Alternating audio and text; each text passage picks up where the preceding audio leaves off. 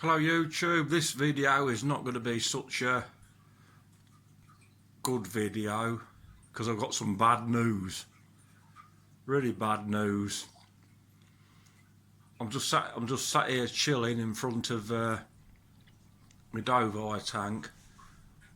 Well, this tank's going well, we've got lots of fry in the tank, things are going good in this tank, but I have had some bad news this week. I've lost one of my favourite fish, Bigmac. I'm afraid Bigmac is no longer with us. So I'll have to tell you what happened. I decided to move. Bigmac was getting sluggish, as I said in my last video, so I just decided to move him from my guest bedroom, because I don't want people looking at a sluggish fish in my guest bedroom, or a nice fish in my guest bedroom. So I decided to move him out into my little fish room. And I made some schoolboy errors and complacency. So before I moved him out, I give the tank a good clean the filters, did a great big water change, and put Bigmac in his new tank in the fish room. Everything was going fine for a week.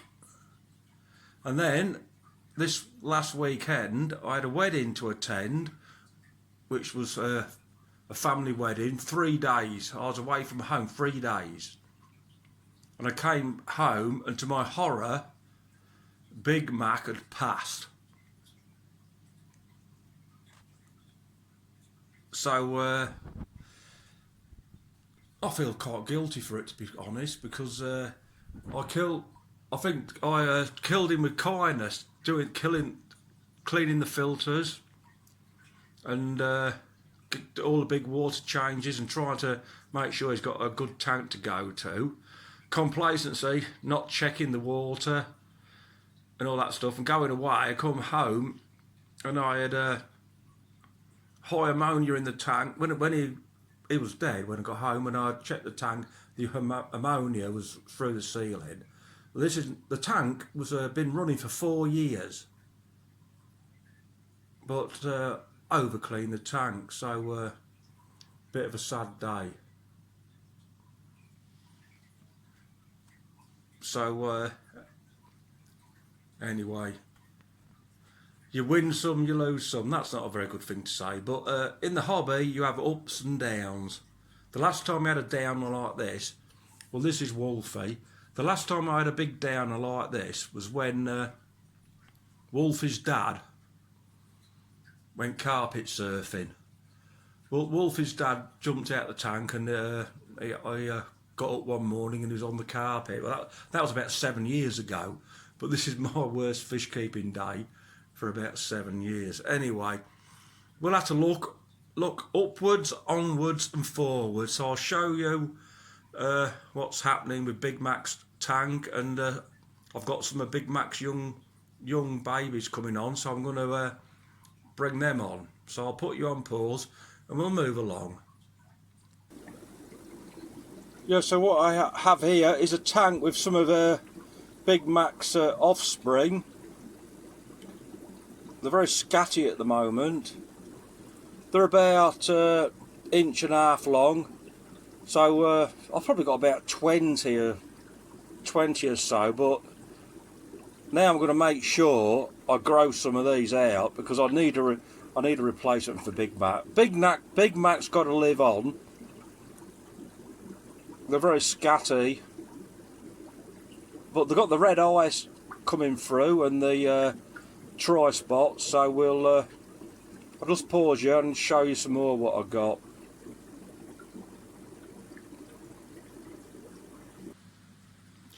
Yeah, so I'm up in my house again. This is my Carpenters tank.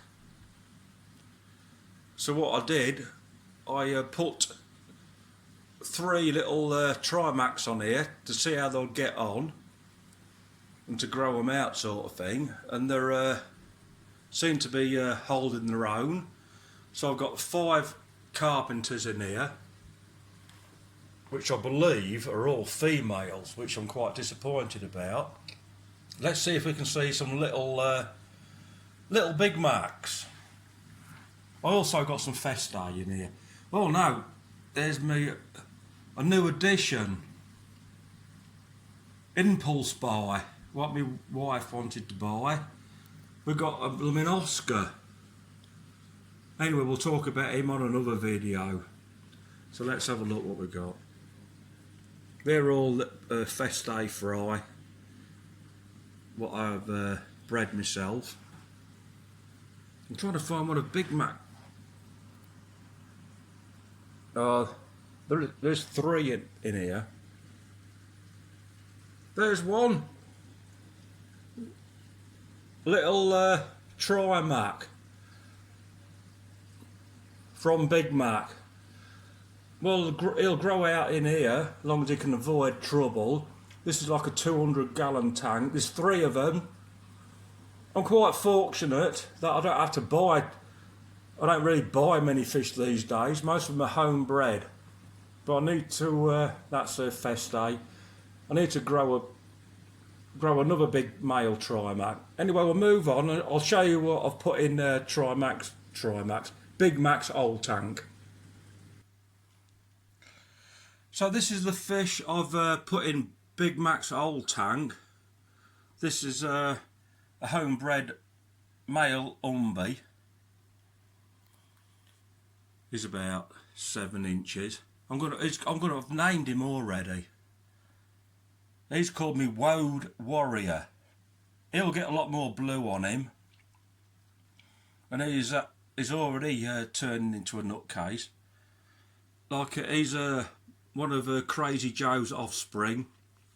I did grow one of Crazy Joe's offspring up to 14 inches, and I recently sold it. So what I'm going to do with this one is like keep him in here until he outgrows the tank. And then, well, I'm going to have to sell him because I can't afford another big tank. But in the meantime, he's very brave, considering he hasn't been in here long.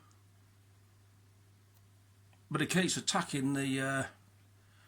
he must be able to see his reflection in that glass. Me Woad Warrior. He'll get a lot more bluer yet. What's he doing doing that glass? Now he's flaring up at me. I'm going to just alter the light in and see if he moves.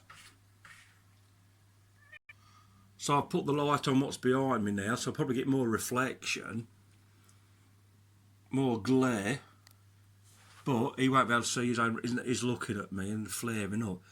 He's going to be a right Woad Warrior. You can see the blue on him coming already. He's flaring up and showing off, which is quite good for such a young umbi, because most fish are quite shy when they're young. It's like being an adult. You're probably shy when you're a baby, and you're brave when you're an adult, and then when you get old you go withdrawn again, like Bigmac did.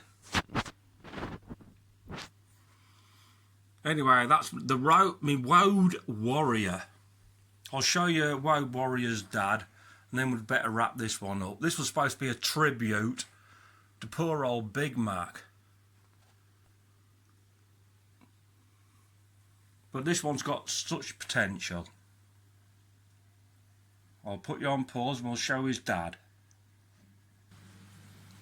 So this is me Woad Warrior's dad. This is Crazy Joe. He's got to be over 20 inches now.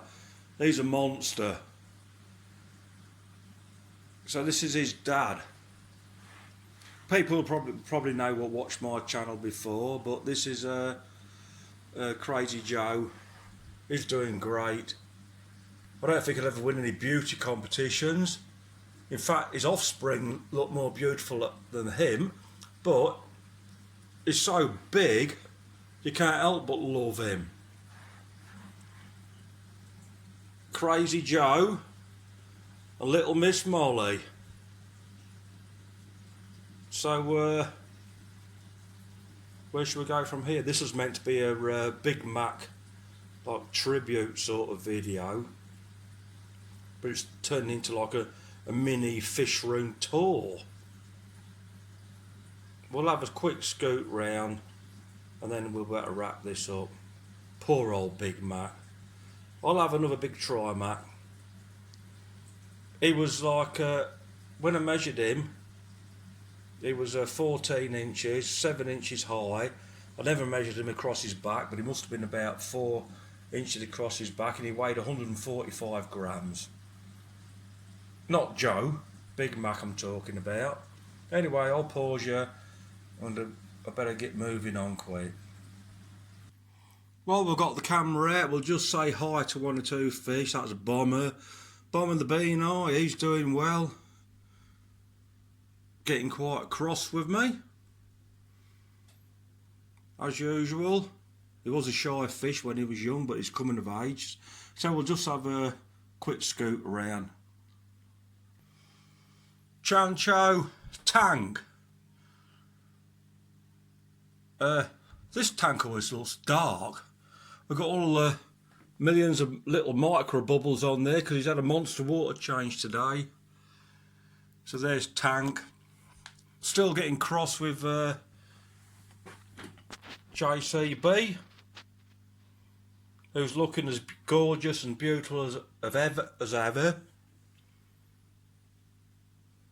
Where should we go now? There's Botox, my red devil. He's still living with, I haven't really named this little female. Well, she's not little, she's getting quite big now. Because he's a 14 incher. Red devil. And the female dove eye. Anyway, that's say hello to them. We'll move, we'll do another one, then I better wrap this one up. It was supposed to be a sad Trimac tribute for poor old Bigmac. But tragedies happen in your fish keeping. Take the rough with the smooth, move on and learn from your mistakes. We'll finish up with Stroppy. Stroppy's doing good. He's as stroppy as ever. Like I say, he's not the most beautiful flower on the planet, but he makes up for it in character. I'm going to have to do a proper fish room tour update. But to be honest, like a bit upset. Well, not a bit. I'm upset about poor old Bigmac. But in the hobby, you have ups and downs, and you have to learn from it. So R.I.P. poor old Bigmac. What can I say?